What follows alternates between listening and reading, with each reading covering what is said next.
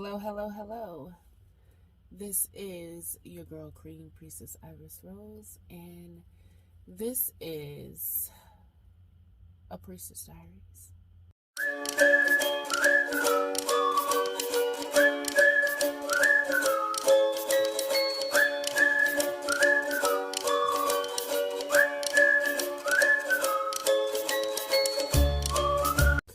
Okay, this is just the intro, but I'm sitting in my car and I cried.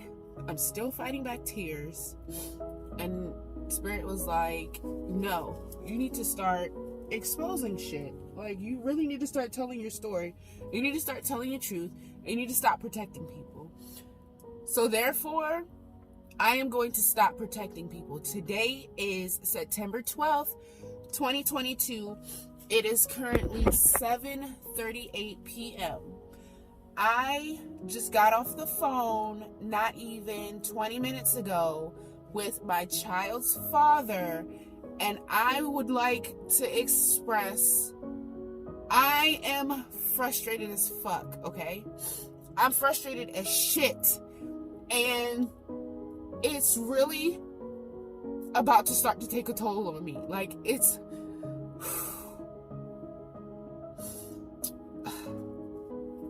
Let me get my stuff together. Let me finish this shit.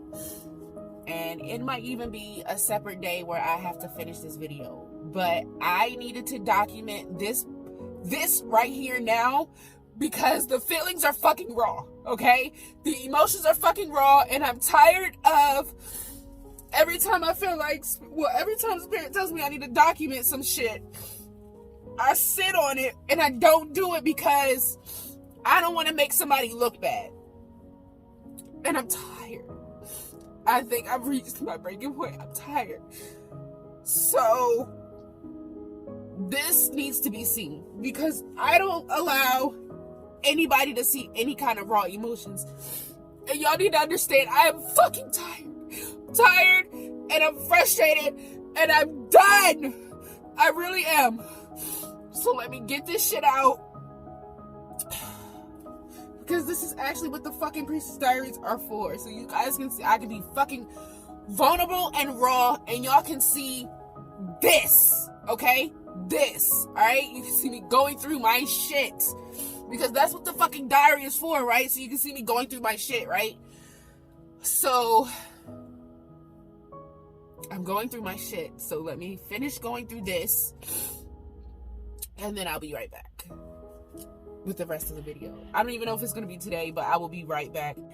As you can see, I've cried it out, and it might come out more in this video.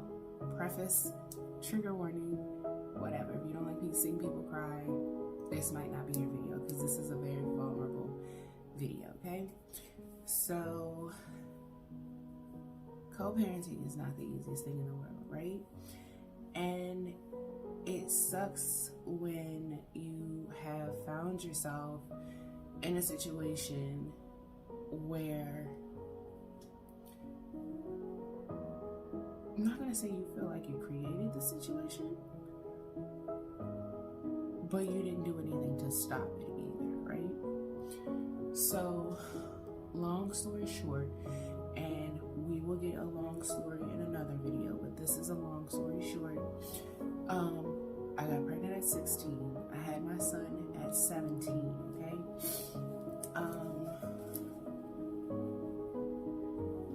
Senior year of high school, in the middle of senior year in high school. And when I tell you, my kid has been literally the driving force in my life since then, that's an understatement, right? So, I've always been there, of course, since day one, right? Day one, I've been there. But I can't say the same thing for his father. 6 months, my son was 6 months old, we graduated from high school, and 2 days before he left to go back to Indiana, or to go home to live in Indiana, he's from Indiana. That's why I say go home, okay? Because he's not from here. I'm from Maryland. He's not from Maryland. So when I talk about his home, I talk about Indiana because that's his home. He told me 2 days before he was leaving that he was going back home to go to school. My child is 6 months old. Like, there's nothing that I can do except for say okay at that point, right? He leaves and he basically does nothing that he was supposed to do. He didn't really go to school, none of that. He partied, he did whatever the fuck he wanted to do, and that was that, right? He came back here when my son, after my son was a year old, was about 14 months, he decided to come back. This was after my son's first birthday party, when he came home to visit for my son's first birthday party, and then he decided to come back home. Okay, cool, whatever. We weren't together at that time, but then when he came back home, we decided to work some things out.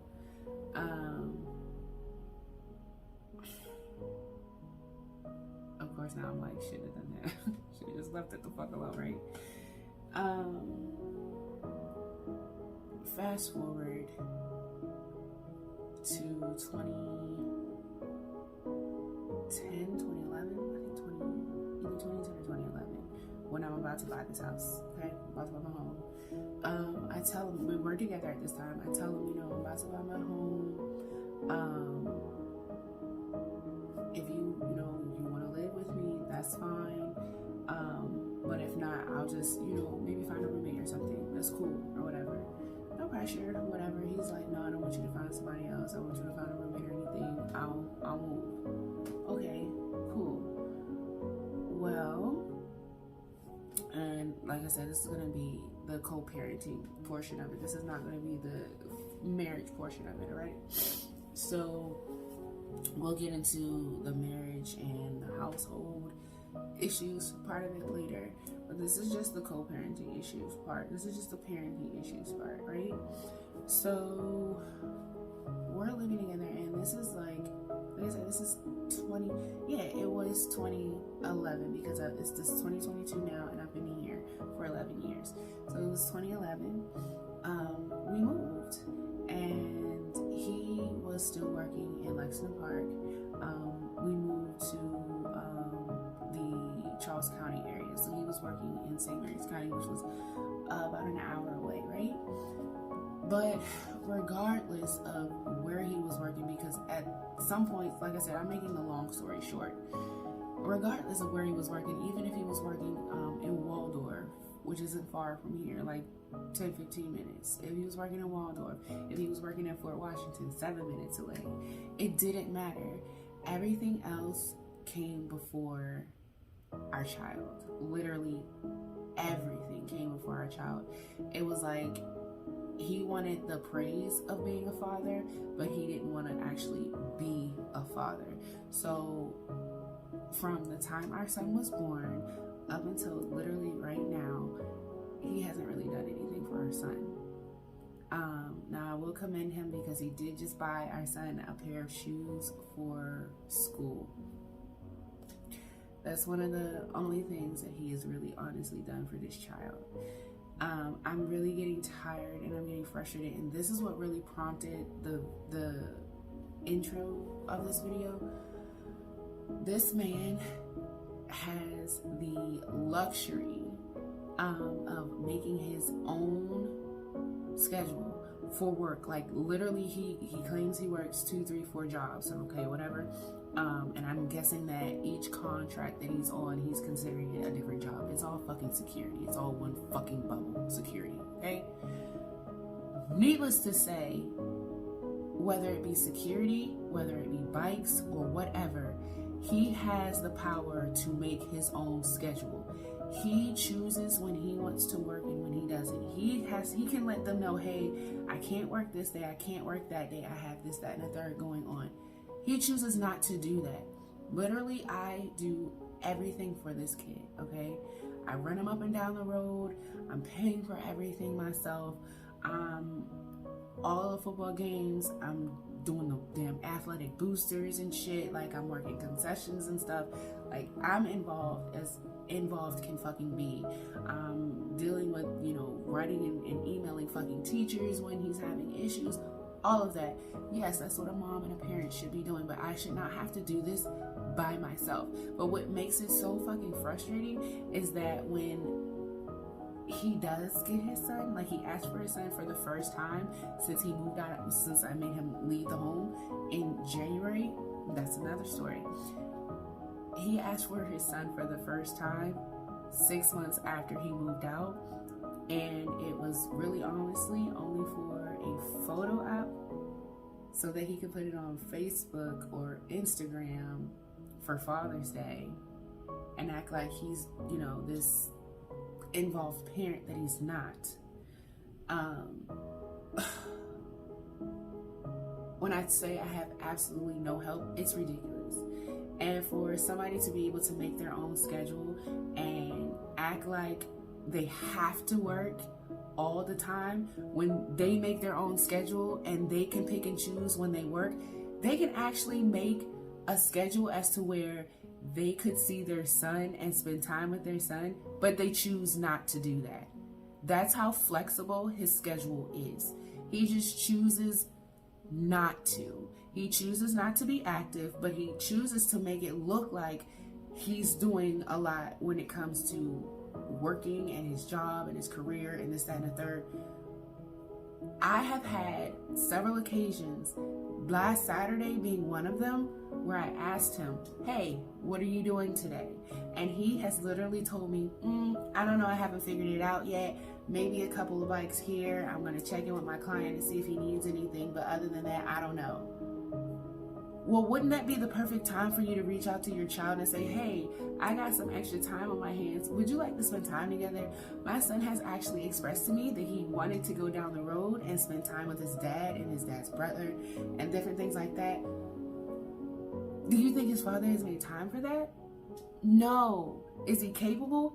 Fucking right. Not only that, if I need something, he'll hop, skip, jump through hoops to make sure he gets what I need. But when it comes to the child, it's an excuse. It's this, that, and a third. It's like, you can't do shit. You don't want to do shit. You're not willing to do a motherfucking thing. But when that child's face, you act like, oh yeah, I'm a doting father. On social media, you act like, yeah, I'm a doting father. But you're not. You choose to be an absent father. You choose to be a social media dad. And that is really what's frustrating me, and it's sickening to me, because my child has feelings. My child is a human being. And not only that, it hurts me to see somebody interact or act that way. But not only that, but it hurts me that you want so much clout and so much public praise for something you don't even do. I don't understand that. It's the craziest thing to me. I'm gonna have to like really unpack a lot of this, but the gist of this video is for me to get my frustrations out and express how fucking tired I am. I am so fucking tired, okay?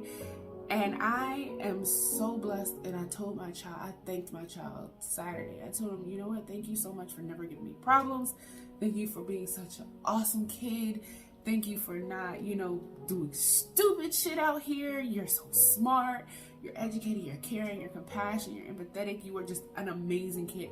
Like, I promise you, I think I probably would have gone up and away from here if I had a problem child, because I don't think I would be able, like, God knew what he was doing when he gave me my son, because I really don't know what I would do if my son was different. Like, if my son actually was problematic, like, I really don't know what I would probably would be here, because this is hard. And it's crazy because when I was married, I was still a single parent. Like, I've been a single parent all my fucking life. Like, how do you be a single parent with the other parent living with you? Like, how do you be a single parent with the other parent, like, you know what I'm saying? Like, it's crazy. But I thank God for the child that he gave me, because God knew what I needed and who I needed. He knew exactly what I needed, who I needed, when I needed it, why. My ring light just went off because of the computer. But yeah, I can't. And it's time for me to stop being silent, and for me to stop covering things up like everything is okay, and stop allowing people to parade around here with lies and deceit and being deceptive when it comes to real life, and when it comes to their role as a parent, when it comes to being a fucking man. I'm just frustrated. And now I'm no longer going to allow the narrative to be spun a certain way, because the narrative has been spun so much in regards to me and him, and it's time to unpack everything. It's time for me to tell my story for real. So definitely going to be using this as a healing tool, as a healing mechanism, and one day I'm going to be able to go back. And I'm really glad I'm doing a virtual diary and not just a written one. I do have a written diary, but to do a virtual diary and to actually see myself, and to be able to look at myself, and to be able to see where I am energetically, feel myself, and express myself openly, and just let it all out, and to be able to watch this maybe 2 years down the line, a year down the line, and say I made it. Like, this is my journey to healing, and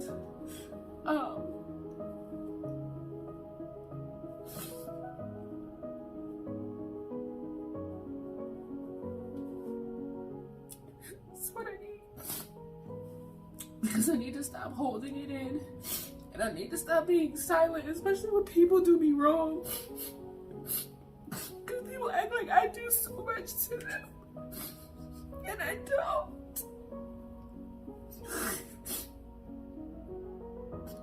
Like, I'm always a bad guy. So it's gonna be really healing for me to watch myself grow.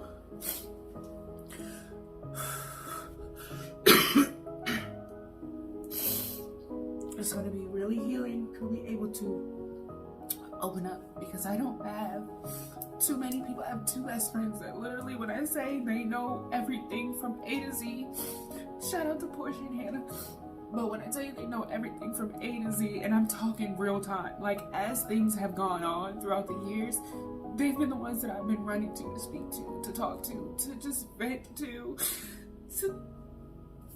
look for encouragement and things like that. So this is gonna be good for me, because it's gonna allow so many people to see, if I share it, me being vulnerable, me being raw, me opening up, me expressing myself, me telling my story. So many people see the strong shell of the person.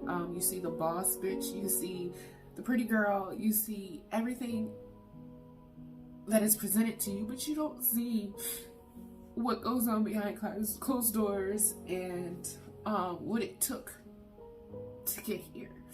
So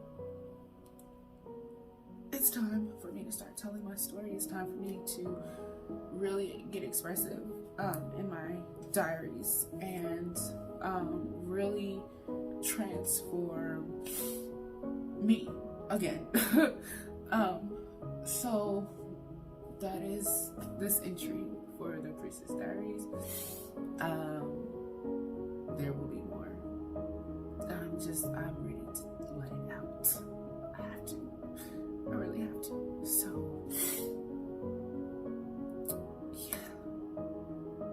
Thank you for joining me. Thank you for